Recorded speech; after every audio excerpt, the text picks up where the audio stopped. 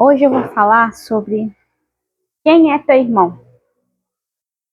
Quando foi me sugerido a falar sobre isso, eu fiquei um bom tempo pensando antes de pesquisar, né? Quem é teu irmão? Para mim, eu imaginei, meu irmão é João Carlos, Jefferson, que eu tenho 5. Mas não é só assim que a gente tem que pensar, né? Então, a gente vai começar lembrando dos apóstolos, os que seguiam Jesus. No Evangelho segundo o Espiritismo, Allan Kardec destaca: os apóstolos eram homens comuns com falhas e imperfeições, como todos nós, mas através do contato direto com Jesus, puderam se abrir por amor e para a compreensão divina. E os apóstolos de Jesus, eles eram imperfeitos, né? Eles cometiam erros como nós, né?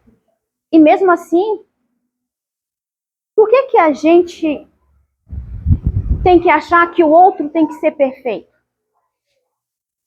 Ou se a gente tem que ser tão perfeito? Se nem eles também eram perfeitos. Como Emmanuel afirma na Vinha da Luz, o mestre, ao escolher seus apóstolos, não procurou a perfeição, mas sim a disposição de transformação. Quando Jesus escolheu eles, Jesus não falou: você é perfeito, você vem comigo. Não.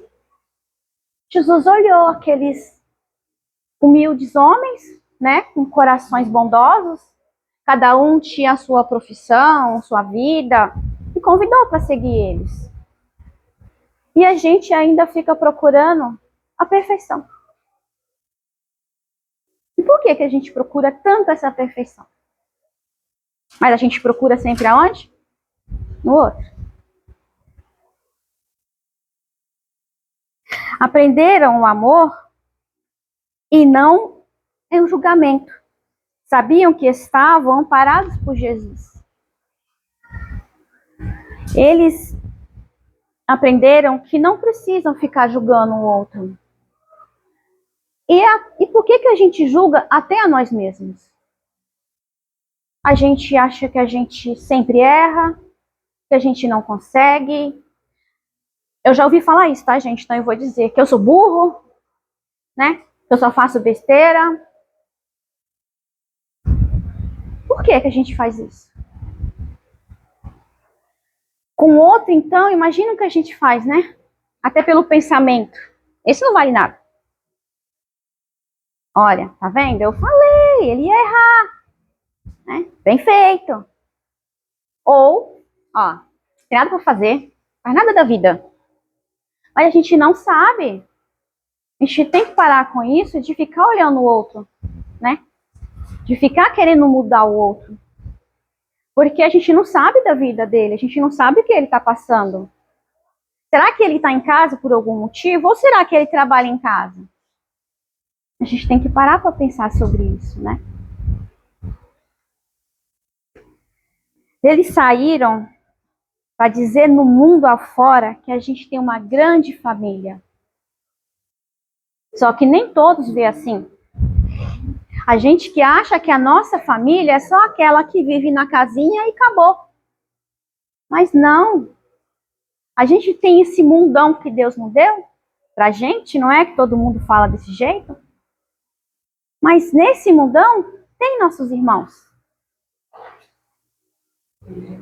Se quisermos um mundo melhor, a gente tem que olhar para o lado com mais amor, com mais carinho, com mais fraternidade e com mais caridade. Olhar para a gente também com mais caridade. Poxa, eu errei hoje. Quem não erra? Não é verdade? Mas eu errei com fulano. Pede desculpa. Fala o que aconteceu. Na hora você estava nervoso, falou o que não devia. Mas por que não corrigir seu erro também? Só ficar martelando aquilo na sua cabeça dentro de casa não vai resolver seu problema. A gente também tem que começar a preocupar com os erros que cometemos também. Aí eu fiz uma pergunta. E aonde começa a nossa família? Eu fiquei imaginando. Mas aonde começa a nossa família, em primeiro lugar, é lá no plano. Lá que a gente faz tudo, né? A gente planeja com que a gente vem, com que a gente vai conviver. E depois ir da nossa casa. Ir da nossa casa também é difícil, né? Porque todos nós somos imperfeitos. Mas tem outra família do lado de fora. Que é a nossa família do quê? Nossos irmãos de alma. Nossos irmãos de caridade. Antes de ser apóstolo, como eu falei, eles eram homens comuns, sim. Foi escolhidos, mas pelo amor, para que tivesse um aprendizado necessário de conhecer o verdadeiro amor lá fora, e não ali dentro onde eles estavam. Para que aprendesse desapego de tantas coisas, né? Eles deixaram o seu lar. Eles desapegaram dos bens materiais, de algumas coisas que para eles valiam muita coisa, mas Jesus ensinou para eles que nada tinha que ficar com aquilo, que tinha que seguir, para poder ensinar a todos aqueles irmãos lá fora que eles todos eram irmãos, que eram filhos de um pai só. Choraram, eles passaram frio, como alguns aqui fazem. Mas lá, eles aprenderam a fazer o quê? A verdadeira caridade. A caridade da palavra, a caridade do acolhimento, a caridade de um sorriso, a caridade de pegar na mão de um amigo e até do inimigo. Porque todos aqui sabem que um deles traiu Jesus, não traiu? Jesus o perdoou. Mas por que que a gente não se perdoa? Por que que a gente se condena tanto ainda por tantas coisas? Assim, porque se a gente passar e olhar para o outro lado, o nosso problema é assim. Alguém aqui já passou por isso? Está passando por um problema difícil e fala, não tem solução, e quando olha para o lado, vê o problema do outro tão maior que você fala, meu pai, por que que eu estou fazendo isso comigo?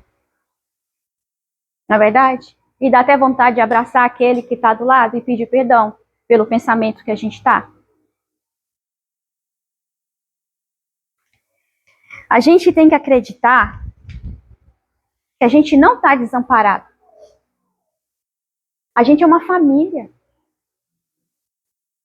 Um deve ajudar o outro. Não falo só em bem material, gente. A gente deve ajudar o outro com uma palavra. Às vezes aquela pessoa só precisa daquilo no dia. Ela não precisa de mais nada. Às vezes ela precisa de um bom dia. Às vezes ela precisa de um abraço.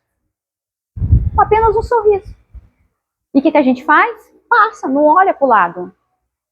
A gente não quer saber do outro, a gente quer saber da gente, mas não é assim. A gente tem que saber da gente, da nossa família e da outra família, que são os irmãos que a gente tem. A gente está numa comunidade, numa cidade, em que a gente tem que olhar com o outro com mais afeto. E não estamos fazendo isso. A gente sempre está condenando, sempre está julgando. A gente não está observando o que a gente está fazendo. Mas vamos começar a perceber. Nossa, que pensamento ruim que eu acabei de ter daquele meu irmão. Não, me perdoa, pai. Eu não posso pensar assim dele. Porque eu já vou estar errando, né? Já estou fazendo isso. E eu quero convidar vocês para fazer parte dessa verdadeira família. Que é a verdadeira família de Jesus. Que nós todos somos uma família. Todos nós somos irmãos. Agora eu faço uma pergunta. Para que todos reflitam. Quem é teu irmão? Se alguém olhar para o lado, já tem a resposta. Não é verdade? É. Não precisa ser só irmão de sangue, como todos falam, né? A gente tem que ser irmão de alma, de espírito. Essa é a verdadeira caridade. É aceitar como a gente é, aceitar como o outro é. Porque a gente não muda o outro, a gente muda a nós mesmos. E se a gente está vendo algo errado no outro, será que esse erro que a gente está falando do outro também não tem em nós? Será que a gente não tem que começar a ver e fazer a reforma íntima? O autoconhecimento de nós mesmos? De saber e escolher que caminho a gente tem que seguir? Porque se a gente vai dar a mão para um lado, tem nossos filhos, tem a família e tem os outros irmãos. A gente vai querer dar a mão para eles com um caminho trilhado, né? Um caminho do amor. É isso que a gente temos que fazer. A gente tem que ver o outro com mais amor. E esse livrinho aqui eu gosto, tá, gente? Eu gosto muito dele. E sempre eu acho alguma coisa muito interessante para dizer, tá? Como eu falei pra gente fazer o autoconhecimento, tá escrito assim: conhecer a si mesmo. Pressuponho que você tenha lido o capítulo anterior. Se não, por favor, peço que faça. Quero apresentar algumas sugestões práticas de como se tornar consciente de si mesmo. Na minha perspectiva, o autoconhecimento não é uma prática que se faz uma vez ou outra. Autoconhecimento é uma forma de viver. É um exercício constante de autoobservação amorosa. Não se presta para criar culpa, mas ampliar a consciência do nosso respeito. O Espírito Santo Agostinho aconselha, ao término de cada dia, tenhamos um momento só conosco. Passamos em revista todas as ocorrências daquele dia, analisando nossas atitudes. Basicamente, deveremos nos indagar: Senhor, o que fiz de bom? O que não foi bom? O que não foi tão bom assim, tanto com relação a nós, como a relação ao próximo? Se fizermos algo que censuramos nos outros, ou algo que tenhamos coragem de confessar, é muito provável que ao responder essas questões com sinceridade imprescindível, chegamos a alguma resposta que nem sempre são agradáveis, como agir grosseiramente com tal pessoa, fui injusto com alguém, pensei apenas em mim e não levei em consideração o sentimento do outro envolvido, fui maledicente com fulano, negligenciei coisas que eram importantes, excedi os meus próprios limites. E cavando ainda um pouco mais a fundo, é fundamental que nos perguntamos: por que motivo eu agi e como agi? Não podemos ficar presos apenas no comportamento de si, mas descobrir os motivos mais profundos que nos levam àquelas atitudes que a nossa consciência registrou. Por exemplo, percebi que fui grosseiro com meu amigo. Indago primeiramente o motivo pelo qual procedi daquela forma. Uma possível conclusão é que eu estava com muito ciúme dele. Ótimo perceber isso. Já que o passo adiante, no entanto, podemos equivocar um pouco mais. Por que sinto tanto ciúme assim?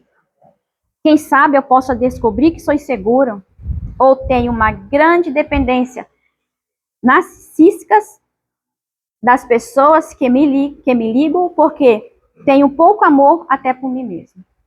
Não basta reconhecer a conduta inicialmente verificada e apenas reprimi-la.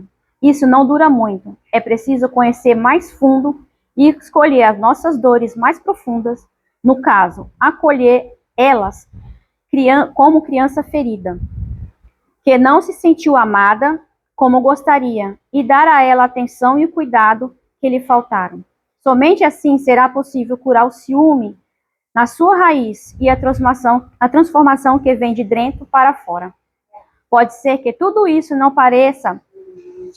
se pareça trabalhoso demais. Contudo, trabalhoso mesmo é viver ignorando a si mesmo, sofrendo e fazendo os outros sofrerem, sem nenhuma perspectiva de cura. Não podemos passar pela escola da vida sem saber quem somos. O autoconhecimento está a chave da nossa felicidade. Então, a gente tem que se conhecer. Então, vamos tentar conhecer um pouquinho lá dentro quem a gente somos, quem a gente realmente é, para que a gente não podemos ferir a nós mesmos nem ao outro. Então, que essa noite vocês tenham muita luz, tá? Muito amor. E que reflitam sempre, quando olhar para o lado, quem é nosso irmão. Obrigada.